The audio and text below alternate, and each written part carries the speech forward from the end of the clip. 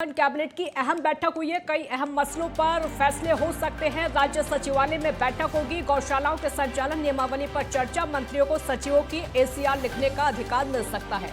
मुख्यमंत्री पुष्कर सिंह धामी के नेतृत्व में अहम बैठक का आयोजन। ये बड़ी जानकारी आप तक पहुंचा रहे हैं। मुख्यमंत्री की अध्यक्षता में इस बैठक का आयोजन और अहम बैठक है काफी, जो कैबिनेट की अहम बैठक रखी गई है। कई अहम मसलों पर इसमें फैसले लिए जा सकते हैं। राज्य सचिवालय में ये बैठक होगी। गौशालाओं के संचालन नियमावली पर इसमें चर्चा हो सकती है। किस तरीके से संचालन होगा उसको लेकर चर्चा होगी। उसकी नियमावली को लेकर इसमें चर्चा हो सकती है। मंत्रियों को सचिवों की एसीआर लिखने का अधिकार मिल सकता है। तो कई बड़े फैसले जो कि कैबिनेट की बैठक में आज हो सकते हैं। मुख्यमंत्री पुष्कर सिंह धामी के नेतृत्व में अहम बैठक का आयोजन और मुख्यमंत्री पुष्कर सिंह धामी खुद ये बैठक लेने वाले हैं। क्या कुछ इसमें होगा, कौन कौन से वो बड़े फैसले होंगे जिन पर आज मुहर लग सकती है, जिन पर आज बड़ा फैसला हो सकता है। इस बैठक का आयोजन बेहद खास मौके पर गौशालाओं के संचालन पर, उसकी नियमावली को लेकर इसमें चर्चा होनी है। मुख्यमंत्री खुद यहाँ पर मौजूद रहेंगे।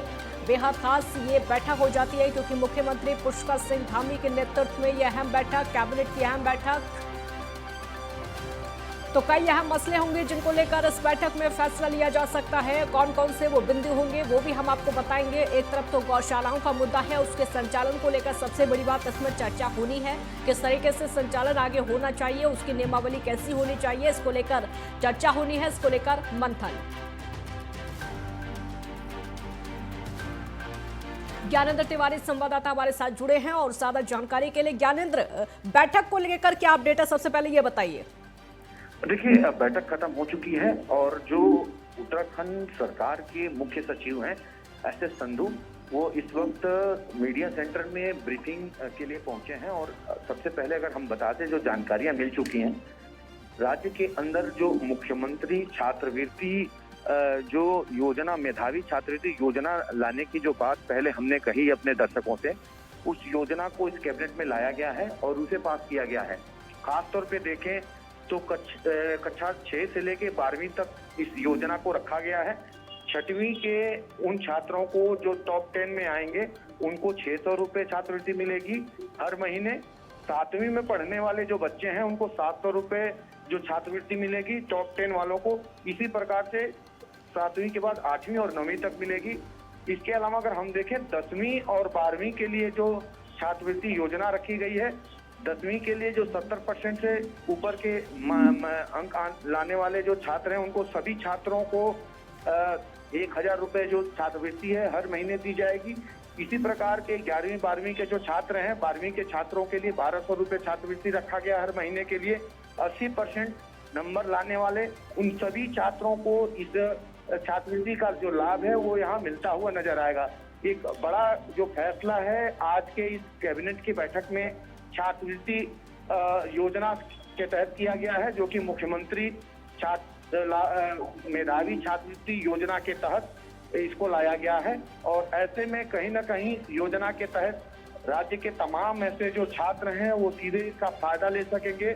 और वो छात्र जो अव्वल नहीं आ पाते हैं, कहीं ना कहीं जो तमाम कोशिशों के बावजूद जो है उत्तीर्ण नहीं कर पाते हैं, उनके लिए भी एक प्रेरणा स्रोत का काम करेगा। और जिस प्रकार से 6वीं से लेके 12वीं तक तमाम तरह के जो इस योजना के तहत जो प्रणाली रखी गई है उसमें इसका लाभ मिलेगा। क्योंकि 10वीं और 12वीं के लिए अगर हम देख लें तो 70% और 80% से ऊपर सभी छात्रों को इसका लाभ मिलेगा। तो इनकी संख्या अधिक होगी छात्रों को और कहीं ना कहीं वो इसका लाभ ले सकेंगे। तो कुल मिला के देखा जाए, आज की इस कैबिनेट बैठक में एक बड़ा फैसला ये लिया गया है। इसके अलावा जो जानकारियां मिल गई हैं, जिस प्रकार से हमने पहले भी बताया था कि गौशालाओं के संरक्षण के लिए राज्य सरकार कटिबद्ध है और ऐसे में इससे संबंधित जो प्रस्ताव है वो इस कैबिनेट की बैठक में लाया गया है और इसे पारित किया गया है। कुल मिला के देखा जाए तो राज्य के अंदर कई तरह की जो कहीं ना कहीं कोशिश थी सरकार की कि इस तरीके से जो ज्ञानेंद्र, गौशालाओं के संचालन को लेकर क्या नियमावली तैयार हुई? जी बिल्कुल, गौशालाओं के संचालन को लेके ही नियमावली पे सरकार ने मोहर लगाया है और इसे पारित किया है। और इसको लेके तमाम तरह की जो नियम कानून इसमें रखे गए हैं, जो अभी थोड़ी देर बाद ये पूर्ण रूप से स्पष्ट हो जाएंगे। विशेष तौर पे कोशिश है कि एक नियम हो, चाहे वो एनजीओ के माध्यम से चलाया जा रहा हो या सरकारी जो गौशालाएं हो, सभी गौशालाओं में एक समान जो है नियम हो और कहीं ना कहीं जो संरक्षण है गौ का वो रखा जाए। किसी प्रकार की जो दिक्कतें हैं वो गौ से संबंधित ना हो। और कहीं ना कहीं भाजपा की सरकार ने अन्य राज्यों में भी इसे अपनाया है, चाहे वो हम उत्तर प्रदेश में देखें, मध्य प्रदेश में देखें और राज्य के अंदर इसे लाया गया है। किसी प्रकार से ये कोशिश सालों में एक विशेष तौर पर कानून बनाया जा सके ताकि उनका जो संरक्षण है, उनका पालन है, वो बेहतर तरीके से किया जा सके। यही सरकार की कोशिश है और इसी प्रकार से इसमें जो काम है वो किया जा रहा है। कुल मिला के सरकार की ये कोशिश है कि राज्य के अंदर गौशालाओं में गुणवत्ता लाया जाए और जो समय समय पे दिक्कतें आती रहती हैं, शिकायतें आती रहती हैं, उसमें कमी आए। इसी वजह से इस तरह की जो प्रस्ताव है वो सरकार ला रही है और कहीं ना कहीं इसे लागू कराने को लेके भी काम किया जाएगा। जी ज्ञानेंद्र, कुल मिलाकर कह सकते हैं कि आज की जो बैठक रही खासकर छात्रों को लेकर, छात्रों पर फोकस रहा, उनकी छात्रवृत्ति पर फोकस रहा ताकि छात्रों की और हौसले बुलंद हो, अपनी पढ़ाई को लेकर मन लगाकर पढ़ाई करें। बिल्कुल कहा जा सकता है कि जो छात्रों को लेके जो योजना लाई गई है मेधावी छात्रों को लेके, पहले से ही मुख्यमंत्री की तरफ से इसकी बात कही गई थी और अब जो इसे अमल में लाने का जो प्रस्ताव है कैबिनेट में ला दिया गया है, तो कुल मिला के इसका सीधा सीधा जो फायदा है राज्य के वो तमाम जो छात्र है वो उठा सकेंगे।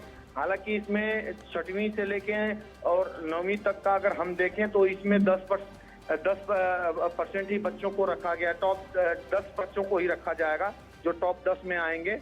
लेकिन 10वीं और 12वीं में 70% और 80% से ऊपर सभी बच्चों को रखा जाएगा, जिनकी संख्या काफी हो सकती है और वो सीधा इसका जो फायदा है वो ले सकेंगे और हर महीने जो छात्रवृत्ति है वो दी जाएगी। ऐसे में उनका मनोबल जरूर बढ़ेगा। इसके अलावा कई सारे अन्य जो फैसले हैं और एक एक क्रमवार जो हैं वो अब सामने आ रहे हैं, जो कि कहीं ना कहीं राज्य हित से जुड़े हुए कई सारे जो फैसले हैं और इसका भी जो सीधा सीधा जुड़ाव है वो राज्य के तमाम अन्य कौन कौन से फैसले, अगर थोड़ी जानकारी आप दे सके तो, छात्रवृत्ति के अलावा और गौशालाओं के अलावा?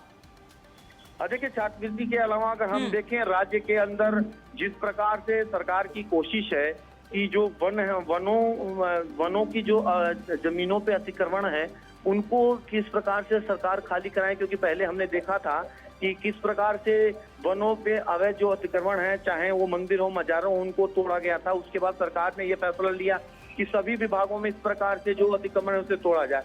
कुल मिला के इस बात पे कैबिनेट के अंदर चर्चा हुई है कि इस पे जोर लाया जाए और ऐसे अतिक्रमण की जो जमीनें हैं सरकार की, विभागों की, उनको जल्द से जल्द खाली कराया जाए। इस पे विशेष तौर पे सरकार का जो फोकस है वो रखा गया है। जी शुक्रिया ज्ञानेंद्र, इस पूरी जानकारी के लिए बहुत शुक्रिया। तो खासकर छात्रों पर फोकस रहा, उनकी छात्रवृत्ति को लेकर फोकस रहा, किस तरीके से छात्रवृत्ति उनको मिलने वाली है ताकि छात्रों का जो उत्साह है वो और ज़्यादा बढ़ सके। छात्रों का जो उत्साह पढ़ाई को लेकर है और साथ ही साथ गौशालाओं को लेकर भी बड़ा फैसला किया गया। संचालन को लेकर, नियमावली को लेकर किस तरीके से संचालन होना चाहिए, कैसी संचालन की नियमावली होनी चाहिए।